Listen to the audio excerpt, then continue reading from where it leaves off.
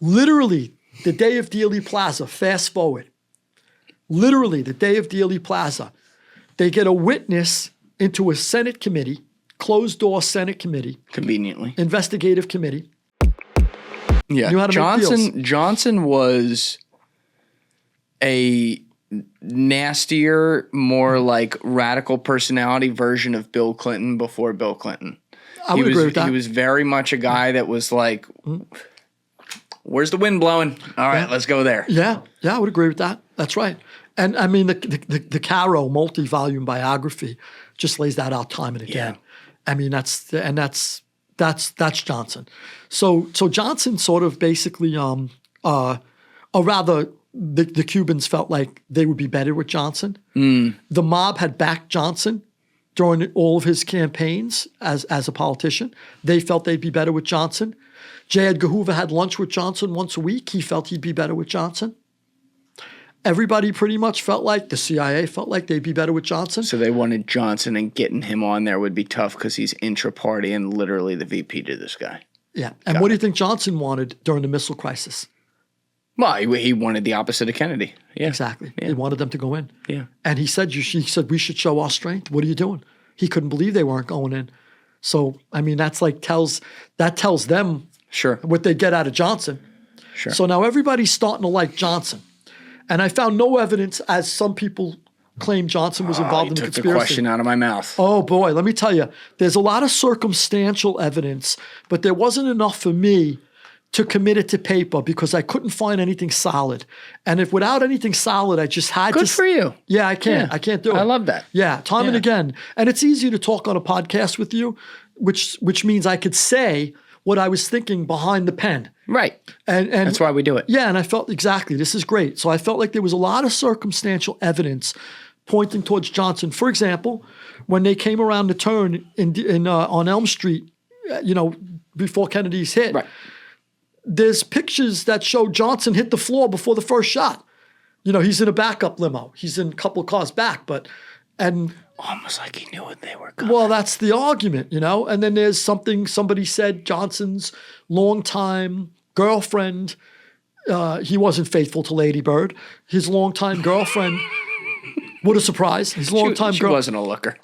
His longtime girlfriend, his longtime girlfriend said there was a meeting, where Johnson attended and he knew something, but I couldn't get anything concrete. So I had to stay away from it. But the biggest piece of circumstantial evidence is this, and this is interesting. We'll go back to where we were, but this is important to get it out. And I make a really clear-cut case about this in the book because I do have the evidence for this. Although I don't have evidence that this means he participated. I have evidence that this happened, that's it, because we know it did. Bobby wants Johnson off the ticket in 1964. He hates Johnson. Bobby does. Bobby holds grudges. Remember that? Mm-hmm. Well, Johnson called Joe an old Nazi or something when he campaigned against Jack, and Bobby never forgave him. And the things that were said in the campaign, they go at each other's throats. Oh yeah, it's politics. Whatever Bobby said about Johnson, he's not asking for forgiveness. But whatever Johnson said about Bobby, or Jack rather, Bobby never lets it go. He hates him. Despises Johnson, and he got everybody in Washington to hate Johnson to the point where everybody in Washington, he went from master of the Senate to an inactive VP role where they don't let him do anything, and he's being abused. He goes to a party one day, and there's these two like mid-level government employees, and they're bad-mouthing Johnson, and one of them goes, "I think the vice president just heard us," and the other one goes, "Fuck him," and Johnson heard. And Johnson was like at a loss, like, what do I say? I'm the vice president. I don't know how to react to that. And he just walks away with his head down. Then when Johnson didn't know how to act. And then at times, Bobby and Ethel Kennedy, when they invited Johnson to Hickory Hill, the state in McLean, Virginia, they would sit Johnson and his wife, Lady Bird, at the quote unquote losers table. This is an insult to Johnson. Oh, yeah. He knows he's sitting at the losers table. It got back to him. So, all these things and then Bobby takes the final step. Leading up to as the campaign is building and the 1964 election's coming up, Bobby says, I want him off the ticket. Jack says it. There's a lot of evidence. People go, oh, he really was going to keep him. Jack's own secretary, Evelyn Lincoln, who was with him from soup to nuts, start to finish, said he was definitely getting rid of Johnson. And other people said it too. Richard Nixon, other people said he was getting rid of Johnson. Bobby goes after people around Johnson. So Bobby's the attorney general. This is how reckless Bobby was. Oh my God, he's going legally after them. Legally, he uses the attorney general's position. He locks up a guy named Billy Sol Estes, who was doing these agricultural frauds and using Johnson as his Washington guy to back them. And he's doing them in Texas. And Johnson's directly connected to these. You know, they're government funded, it's government deals. But he's working hand in hand, Johnson is, with Billy Sol Estes. And Bobby goes after Billy Sol Estes. Now, the guy investigating Billy Sol Estes, and this is proven, this isn't hypothetical, this isn't circumstantial, he gets killed, the agricultural agent who's investigating Billy Sol Estes and how it connects to Johnson. He gets killed, so they rule it a suicide. Nobody ever explained how a suicide occurred with 5 bolt-action rifle shots to the chest. Kind of hard to kill yourself like that. Pretty hard. Years later, they reversed the coroner's report, and Billy Sol Estes said, look, there were a lot of people who were killed, and Johnson had something to do with it. That came from Billy Sol Estes. That I mentioned in the book because it came directly from him. But Bobby's targeting Billy Sol Estes to get to Johnson, and he wants this to go to Johnson. And he offers Billy Sol Estes a deal if he flips on Johnson. Then he goes to Bobby Baker. Bobby Baker is another close associate of Johnson. When Johnson was master of the Senate, Bobby Baker was the Senate secretary, who basically is the guy in the know, who handles everything for the chief. And he knows who to talk to, who to bribe, who to corrupt, what deals to make. He's got all the dirt. Bobby goes after Bobby Baker. Bobby Kennedy goes after Bobby Baker. And he's locking up Bobby Baker now, telling Bobby Baker to flip on Johnson.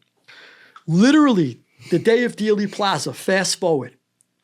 Literally, the day of Dealey Plaza, they get a witness into a Senate committee, closed-door Senate committee. Conveniently. Investigative committee. And they're investigating Bobby Baker and Johnson. And the guy throws a ton of evidence on the table that's literally going to not only knock Johnson off the ticket, but put him in jail. And literally, that meeting is happening, and the evidence is being sifted through as the shots ring out in Dealey Plaza. And you're saying Lyndon had nothing to do with this? I'm saying I couldn't get direct evidence, a lot of Fair circumstantial, and I put in all the circumstantial, but I could never commit and say Johnson did it too. Sure. But all the circumstantial's in there. It's a hell of a lot of circumstantial. Let the reader decide. Let the reader decide. But I couldn't make that jump, and I was dying to. I was dying to say, look, on the mob, on the street, if we went to a sit-down, I'd say he's got to go. He did it. But that's different rules, right? So this is, we're playing by different. I'm a historian. As a historian, you would never do that, Lou. Yeah. So I painted the picture, but I couldn't say he had something to do with it. When people I know had something to do with it, I say it. Where the evidence is hard evidence and it's overwhelming. Understood. David Ferry, Carlos Marcello, these guys definitely had something to do with it.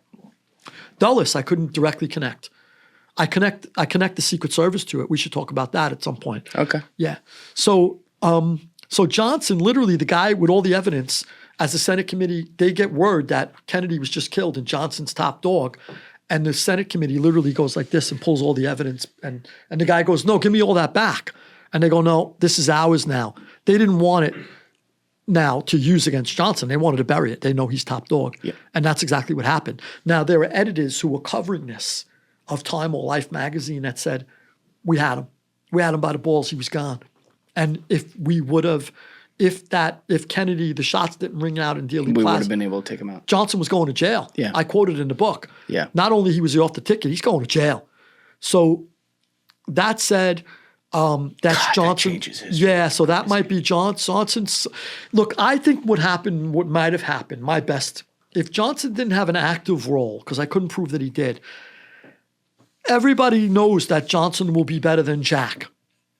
So maybe he got a wink at some point saying something like, look, if something happens to Jack, just don't worry about it. Like you could tell, like, let's say you're in the mob, right? And let's say you're beefing with Alessi, and you guys are going back and forth for years and over everything you could think of. And at some point I go to you, I can't bring you in on what I'm going to do. But I want to kind of give you, I go, look, if something one day happens to Alessi, just don't get nervous if somebody knocks on your door.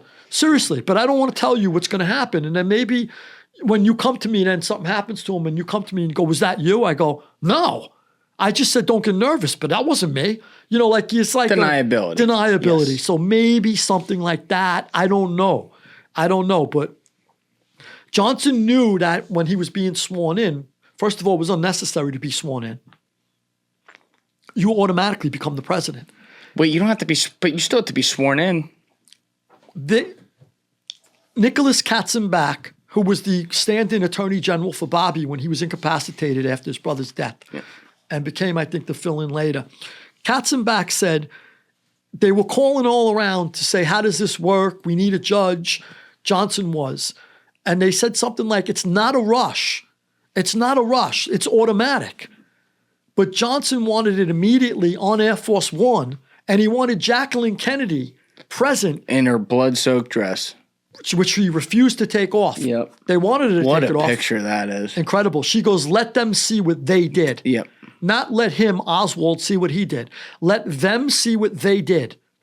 Yeah, that was a very telling line. Interesting. In a blood-soaked dress, caked with blood. And they wanted her to change. Lady Bird said, please, go change. And she said, no, they're going to see what they did. But why is Johnson, and he's calling around, he gets a judge, Sarah Hughes. By the way, Sarah Hughes is a judge that Johnson wanted to become, he wanted to get her on the bench. And guess who knocked it down? He had to fight with Bobby. He said, she's too old, I don't want her. And he went back and forth, and finally Johnson got her the nomination and got her on the bench. And that's who he calls to swear him in on Air Force One. So Sarah Hughes even hated Bobby. I mean, you could keep going. I even point the finger slightly without any evidence, so I don't say for sure, but I make an insinuation, an inference, that Mayor Cabell, the mayor of Dallas, during Kennedy's assassination, happens to be the brother of General Charles Cabell, who was of the CIA trying to get Kennedy to do the airstrike. And Kennedy refused. Conveniently. Thank you guys for checking out this clip. If you haven't already subscribed, please subscribe and hit the like button on this video. It is a huge, huge help. And if you'd like to check out this clip's full podcast episode, that link is in the description below or right here. And finally, you can follow me on Instagram and X by using the links in my description below.